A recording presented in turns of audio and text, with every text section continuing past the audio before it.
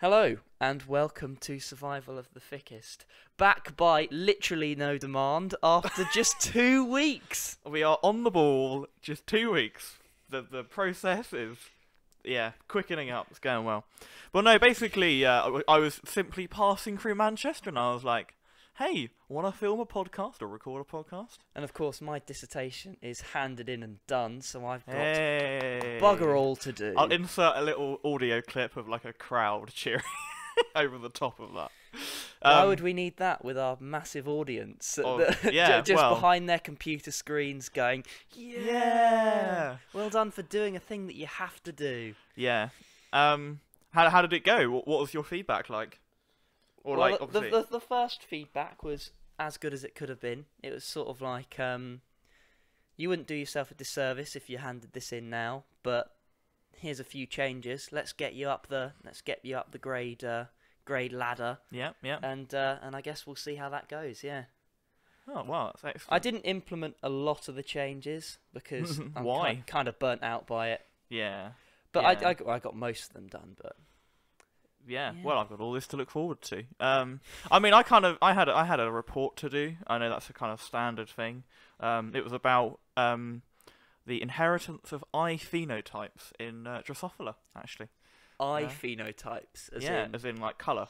So you've yeah, got wild, like the red, scarlet, white, brown kind of thing. It's quite interesting, actually. I every time I do one, I learn a lot about how kind of it's different to school in the sense of you're given a lot more kind of freedom and direction to go with it. Although you're given the title and you do the experiment in the class, in terms of your discussion, you could really go at any angle of it. Like, yeah. So the results that we got were like well off what they should have been. Obviously, it should be. It was a dihybrid cross. So we were expecting the phenotypic ratios of a dihybrid cross of 9331. There you go. Hey! And we used a chi-squared test actually. Oh, nice. To test the classic goodness of fit, isn't it? I believe.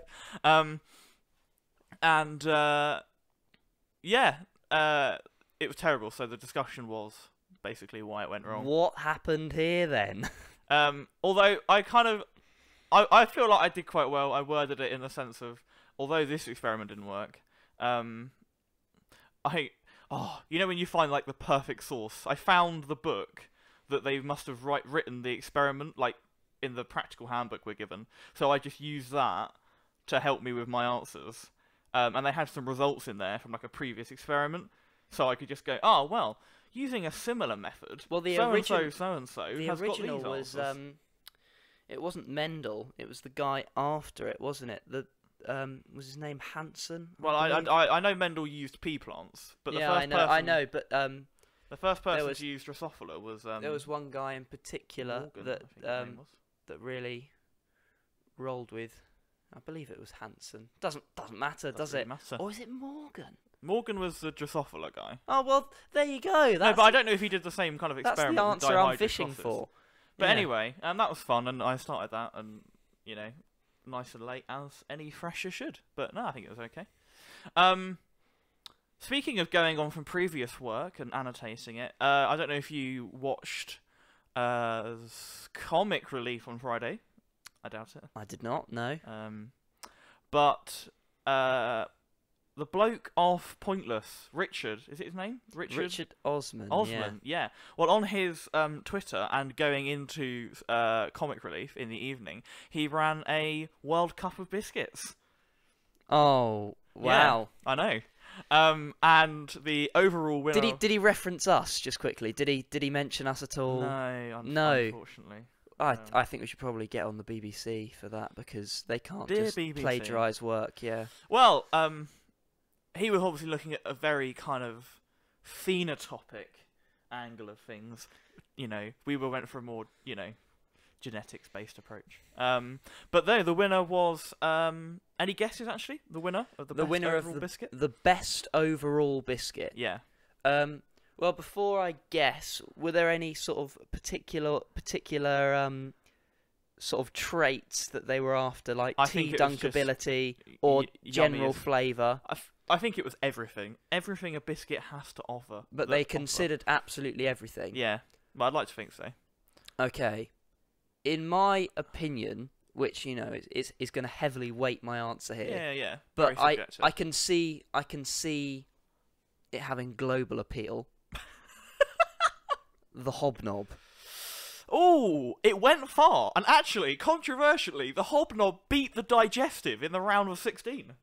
Okay, well, I mean that was. But no, you're not far away. It was the chocolate digestive, Right, which so I can see. So I actually, can see as a deserved winner.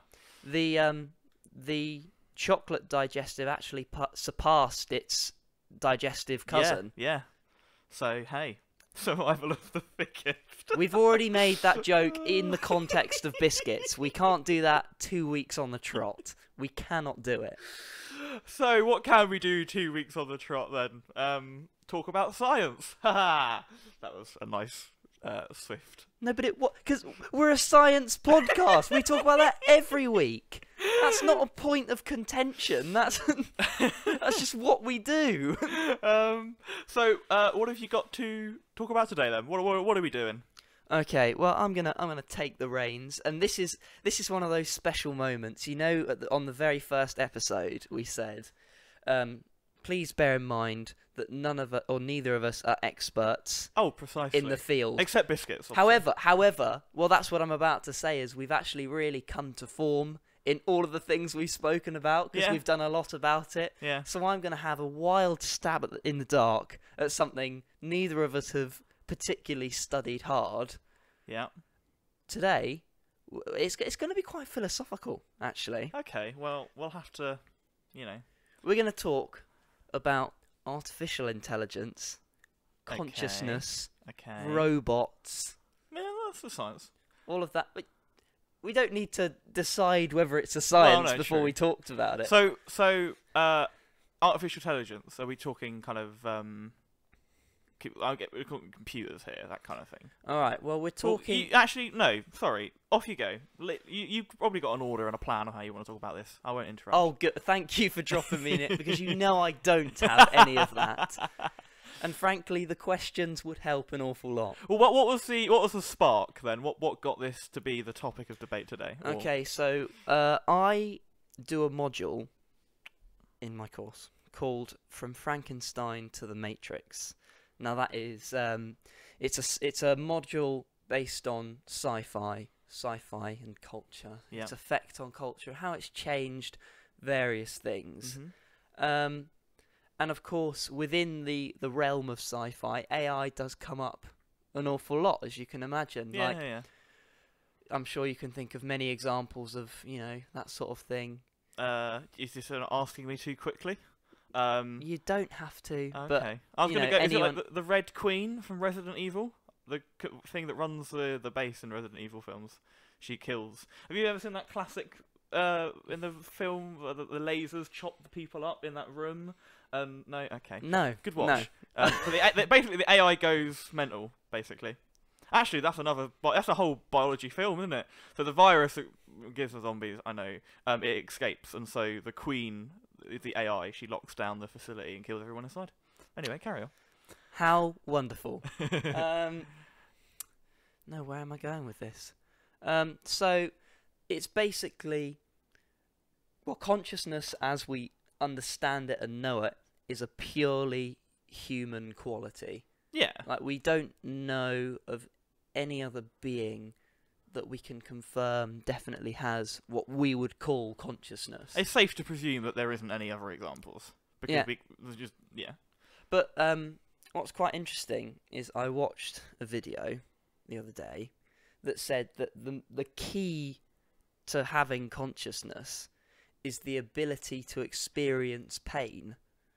Because without pain, that you have no appreciation for when you're being wronged, for achieving equality, and without the need to achieve equality, you have no sort of appreciation for rights. So we're talking beyond physical pain. in terms of how that hurt. More. Well, the assumption is you're right, but the assumption is that when you experience emotional pain or it's always societal it's in pain, context, in a way. it will come full circle in the end. At the end of the day, like if you're emotionally discriminated, it may affect your work. Work then affects your income. Right. Income then Yeah, affects yeah. your. So eventually, it will come full circle, and you will experience physical pain. But it's the ability to experience pain of any sort, Yeah. which gives you the perception of being wronged Yeah. and requiring rights.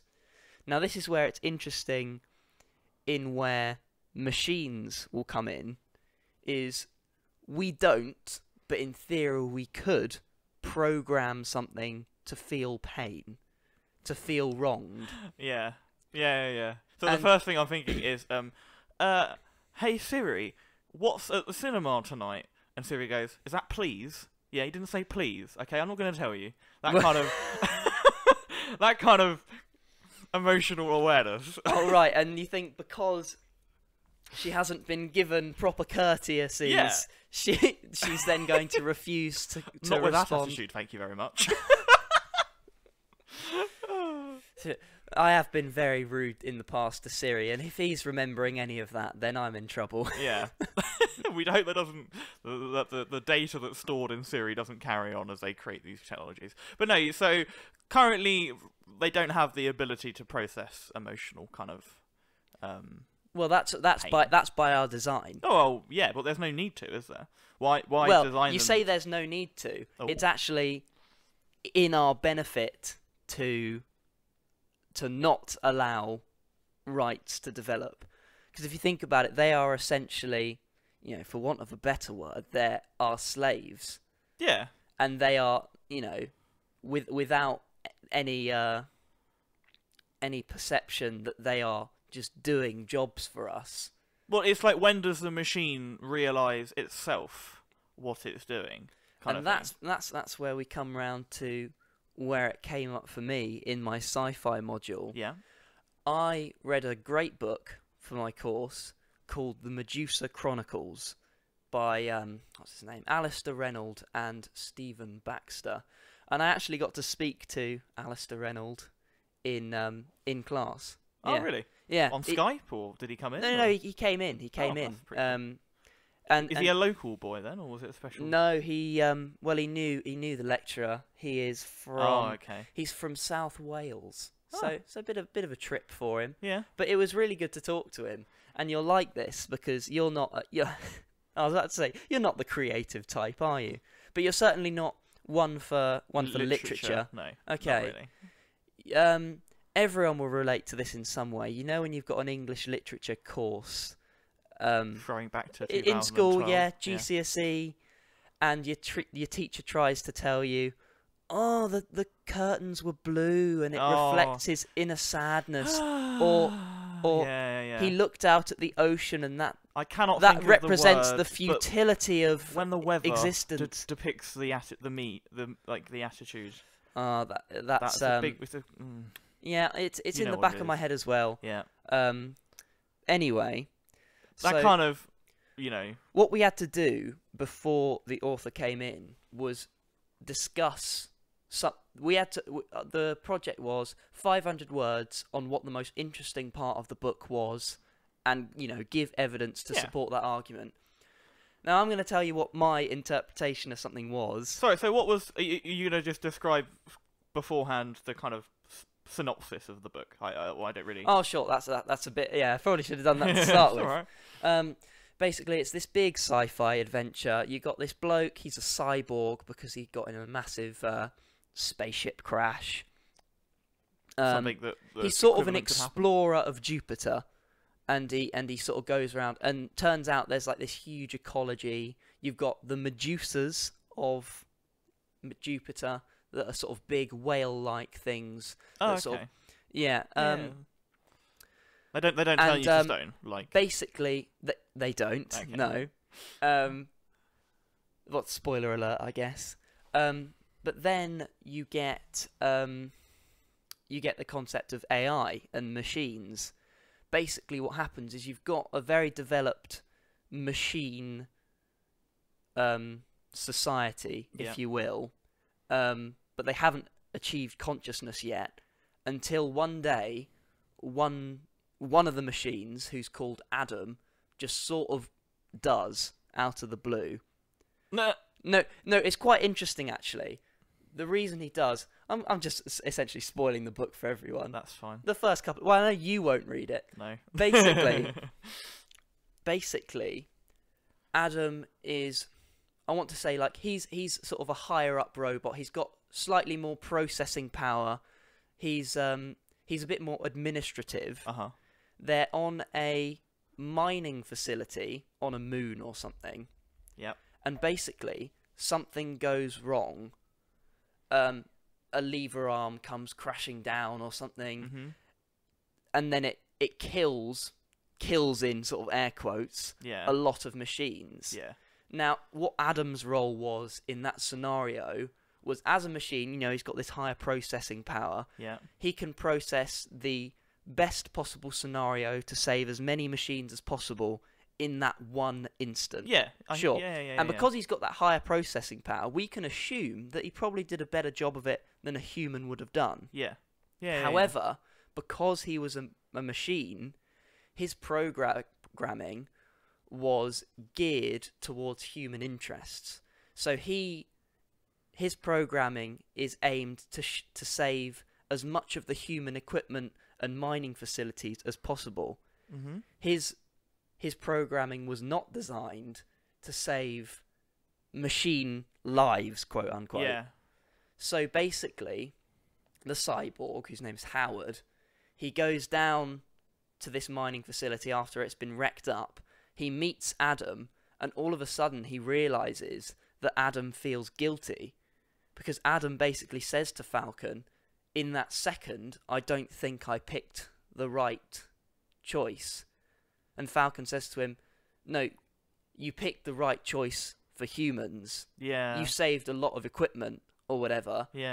But he's like, yeah, but machines have more intrinsic value than just sort of human economic gain. And that's when it sort of suddenly clicks. And so Falcon's been sent down there to essentially reset Adam's brain, take him back to before the incident. If he just holds the power button for 10 seconds. So he's just autonomous. Again. But Falcon, being a cyborg, he kind of relates to... I guess, And so he doesn't reset him, and he says, just go. Just go somewhere else in the solar system. Do your thing. You're getting consciousness. You're getting there. So just go somewhere else, work out sort of who you are. And then we'll see what happens. And then is that the rest of the book? Kind of what goes on from there? What goes on there is when... I think that's a perfect place to leave things. Is when the machines come back. Ooh. So, the author came in then. And I'll talk about what I had to do. Okay. Basically, what I had to do... Well, I did say I had to tell about the most interesting part. I really read into this far too hard. Okay. But you know, I've been geared to think that literature, you know, you have to overthink things. You have to think, oh well, this is symbolism for this, this, and that. My contention was that when you first meet Adam, he's this sort of insect-like. That's how he's described. He's got, you know, he's sort of crabbish, if you will. The next time you meet him, bearing in mind he is now fully conscious at this point, or not fully. Anyway. He's taken on a human form. I'm like, well, why has he done that? You meet him later on in the book. He's now been given a face. He has artificial eyes, nose, mouth. And I said, well, this is clearly, you know, it's reflected his physical form and his sort of mental form. So the more his mental form develops, so too does his physical form. Not necessarily out of causation, but just, you know, they're just parallels in the book. It's yeah. just an interesting parallel. Yeah, it's an And I thought, observation. Yeah. have you ever heard of the Great Chain of Being? Nope. No. Well, this is the sort of archaic Aristotelian, sort of the first classification of animals, and it was it was carried on right through the medieval era, and essentially what it is saying that the evolution of beings, of life, is on a single chain of, and the more developed, the more pure, the better you get. And of course humans are right at the top of that, because the age-old assumption that humans have got some out-of-life quality, that they're infinitely better than everything else. Yeah. But everything is on a big line. It's all anthropomorphic, essentially. Mm-hmm. So I asked the author of the book, like, what were you thinking? You've taken this character that's developed from an insect to a human. Gone up the line, essentially. It's gone up that ladder in both consciousness and physical form. Yeah. And I said, all I asked him was, what made you decide to give the character of Adam a human form? And I'm thinking all of this, he's developing up that chain of life. And the author basically said, it's just a bit more interesting, really. I can just you overread it a little bit. I can make my character smile, and that just gives another form of human communication. You might have probably impressed him. No, I didn't say any of that. You wrote I this, just you wrote asked this the in question. Your... Okay. At the end of the day, my lecturer is going to look at what I wrote and go, oh yeah, it's a pretty, you never pretty know. good You point. might forward that on to the that. author and say, look, there you go. Well, yeah, but the author's categorically now told me I didn't really have that in mind. It was just a way of, making them emote a bit more. Yeah. And that just summed up GCSE English for me. I love how that's a summary from this 5 minutes. The curtains are blue because they're blue. Because it doesn't not necessarily. The robot looks a bit like a human because it just does. So bringing it a little back to biology, because obviously that's what we're most interested in. I feel like there's obviously a lot of comparisons you can make between computers and animals, or life in general. And one of those things is when it goes wrong. So obviously in biology, if you have a mutation, that can either be beneficial or not, and most of the time it's probably not, but every now and then you get the beneficial mutation, and that's how evolution occurs, yeah? Sure. Now computers get the equivalent of that. Instead of a mutation, they can have a bug or an error, So right. You're talking about this robot that had the conscience, and it was starting to develop a conscience. I don't know if the book goes into detail about how it developed the conscience, but I think it'd be very interesting to think maybe it developed a conscience through a bug in the AI. Well, that's what I found quite interesting about the... obviously, it's the situation that brought on the consciousness. Like I said, the robot was not designed to make a moral decision, and yet it was put in a position where it had to make one. Well, could you see that as a selective pressure? Yeah, that's exactly what I was going to say. Yeah, that's just what it is. Yeah. Yeah, I feel like again, it's just a nice comparison you can make. Again, maybe it's reading into it too much, but hey. Well, then we just have to. I could probably get in touch with the author again if I had a question. Get him on the show. Hey. Oh, word. We've already spoilt the first third of his book. I'm sure he won't. I won't be too happy about that. And the other thing I was going to say was, in terms of robots making moral decisions, I know it's been brought up before. I don't know where I remember seeing it, kind of on Top Gear. I know that's not the most useful of scientific sources, but talking about how driverless cars, let's say, I'm sure you've heard this, when the car realises its brakes don't work. Right. What does the car do? Does it...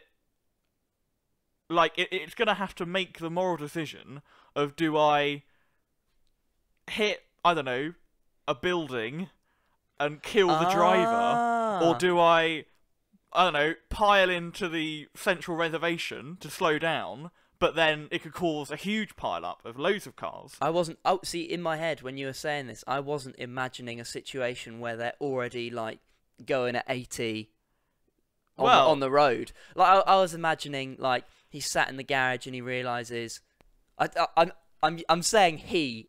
It's a car. I can't.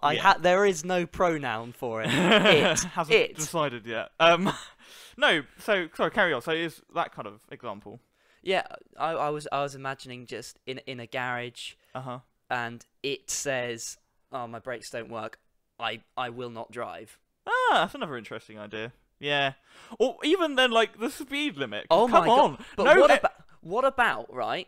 If Go on. if the car says, "I will not drive. My brakes don't work," and then the human goes, "Yeah, but my wife is having a baby right now," and then the car has to go, What if it changed its mind?